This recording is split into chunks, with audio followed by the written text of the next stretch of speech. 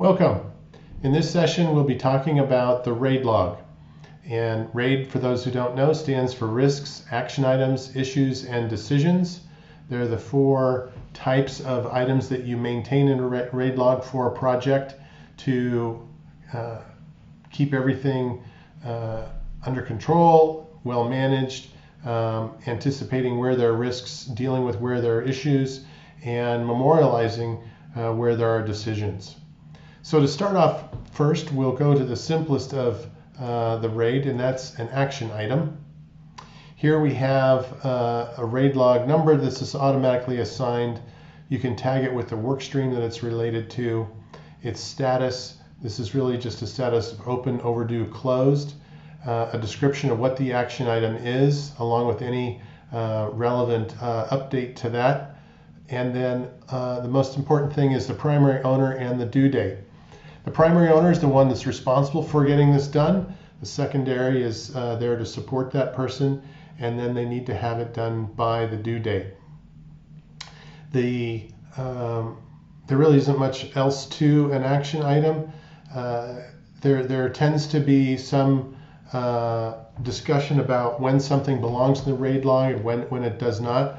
What I would say is if you are coming out of a meeting and there's a to-do list from the meeting for your work stream for really anything that a group of people have come together and discussed, and you walking away with some responsibility, some follow-up items from that, then you want to consider that putting that in the RAID log.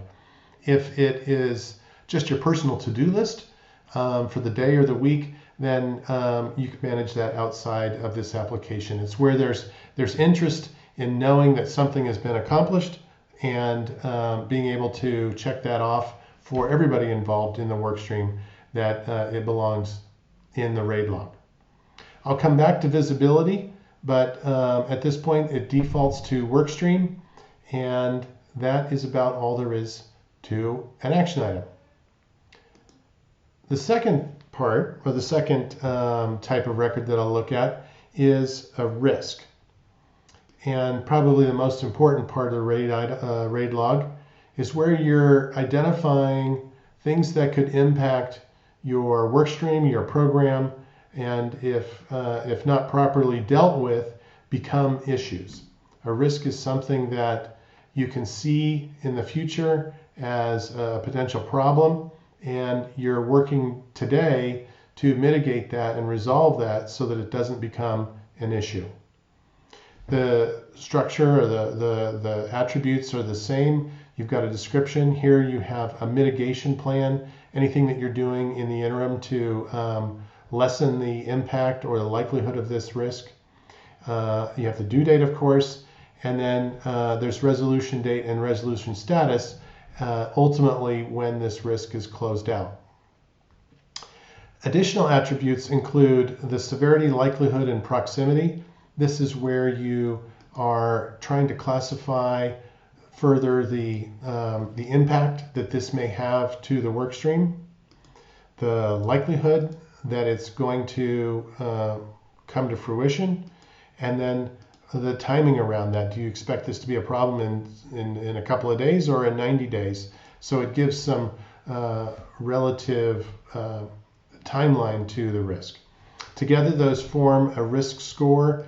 That is, it's a simple calculation, but it does give you a red, amber, green here that you can use to help prioritize the risks that you address for your work stream. Down here you have a couple of additional details in what release does this impact, what capability does it impact. These are helpful if you want to use it for reporting. You can change these pick lists to reflect what your releases might be and how you refer to them. And then also, if you have a capability roadmap for a longer, multi-year project that you want to replace these samples with your actual roadmap, then that gives you the ability to classify by that as well. That is the basics of a risk record.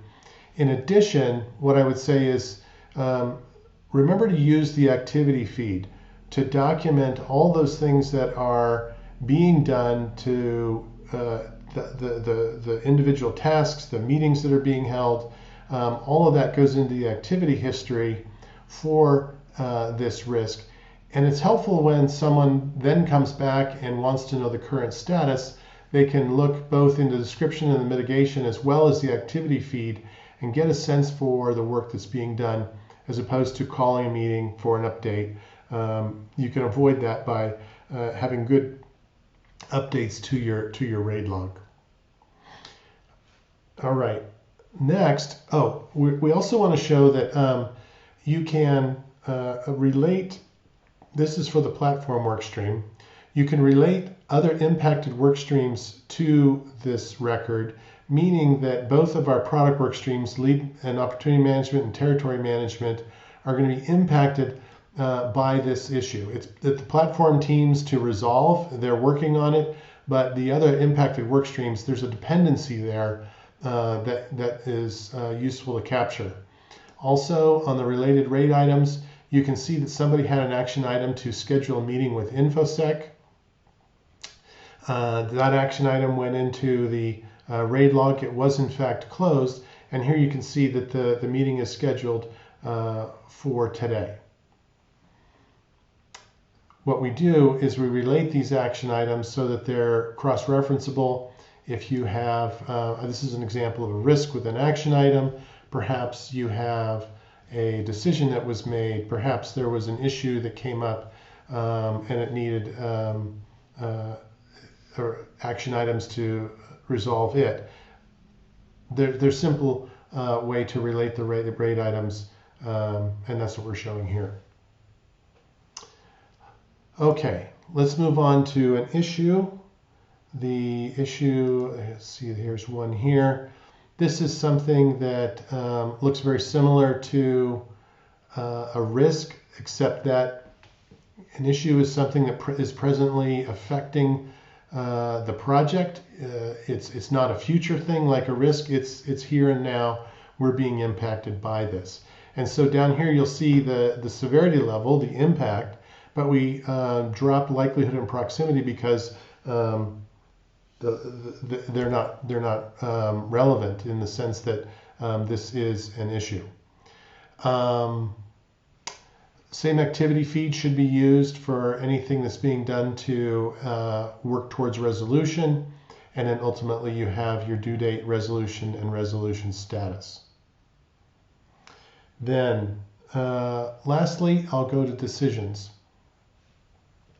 Decisions can be made in one of two ways. They can be documented in one of two ways.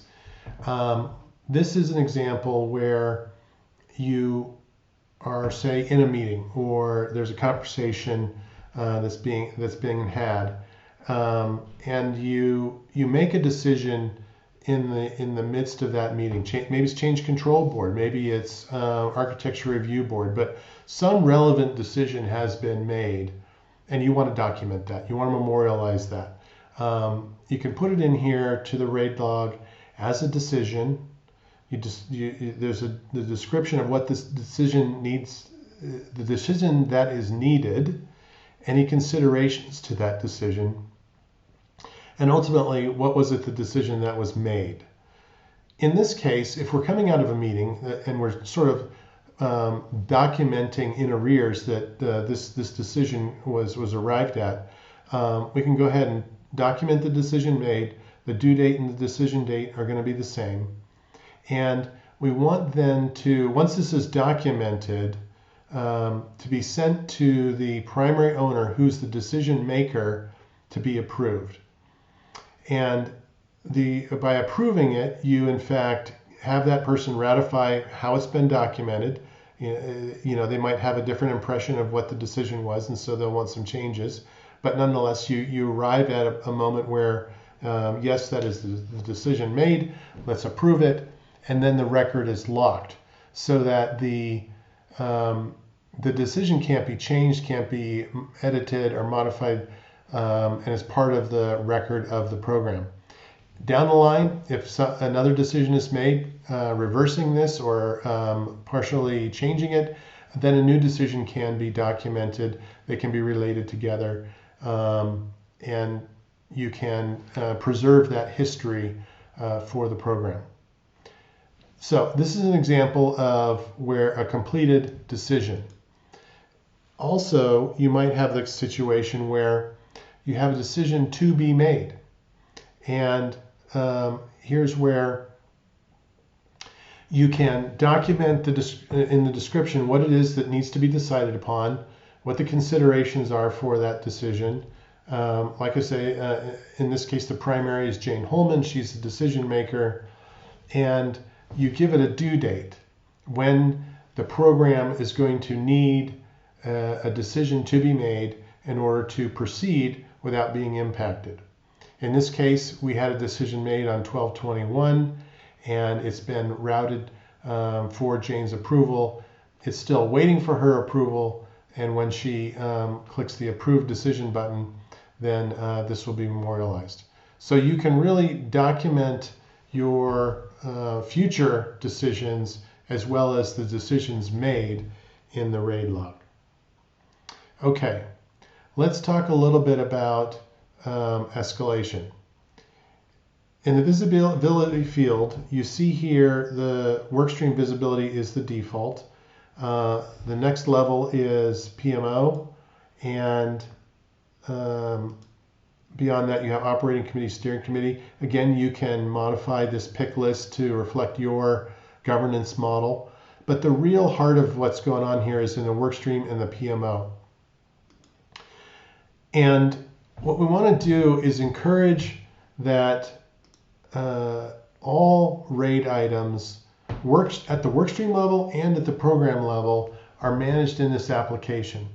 And so if a the project manager, track leader, have things tagged as a workstream level RAID item, then I try and leave that to them to manage, keeping track of going overdue, the normal completion cycle, and closing out of RAID items at the workstream level. That's a workstream challenge or management issue for them to deal with.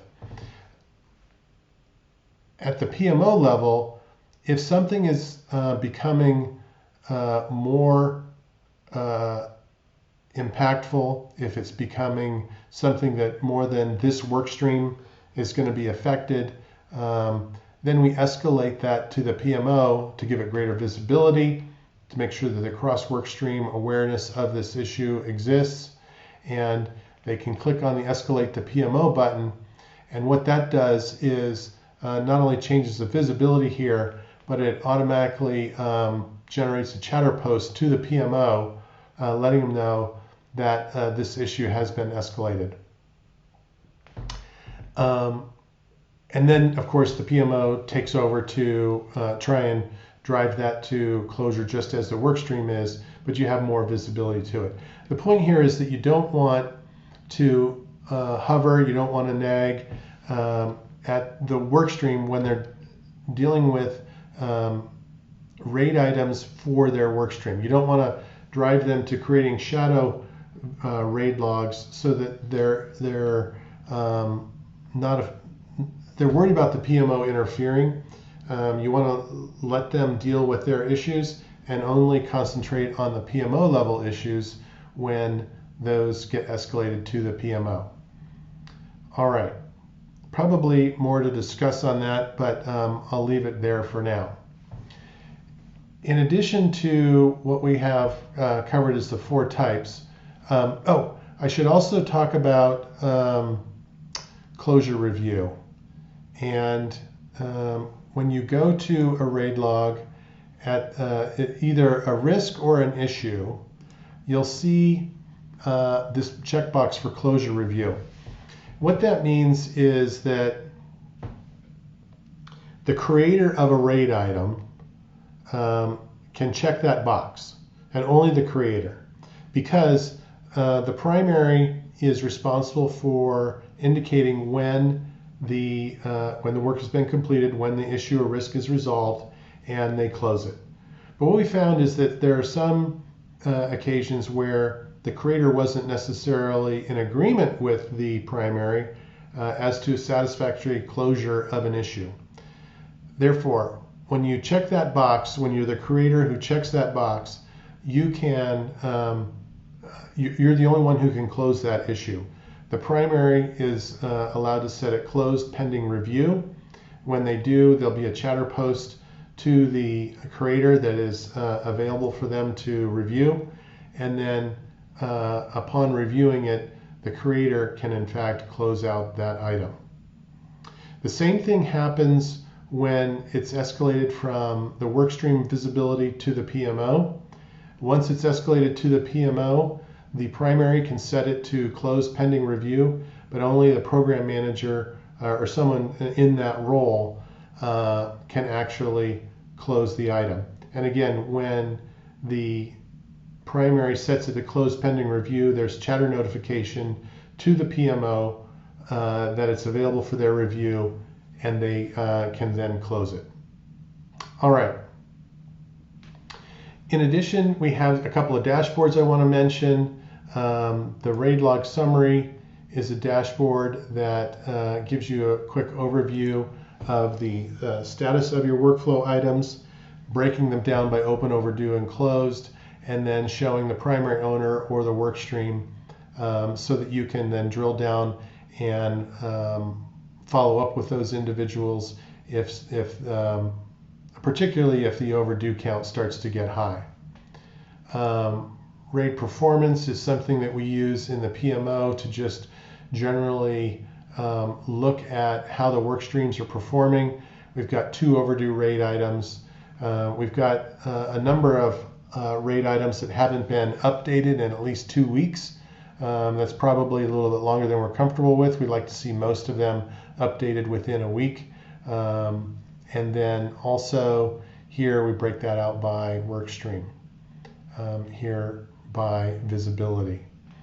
And then over here we have the overdue count by work stream, and then utilization shows are we creating, what types of RAID items are we creating, what work streams are creating those items, so that you can see if perhaps we aren't capturing risk, perhaps a work stream is not using the system. That starts to surface here. And then lastly, if you go to the release impact, remember how I showed that you can categorize by the release. This is a helpful way of, say, focusing on release X, whatever it might be, and then seeing all the RAID items that need to be dealt with in order for that release to be successful. That's also an interesting view of how it comes together. So in the RAID log, you have a number of work lists that you can choose from. I like to pin my open RAID items, but you can look at all open and overdue, however you see fit. All right, that's about all there is to share on the RAID log, and thank you very much.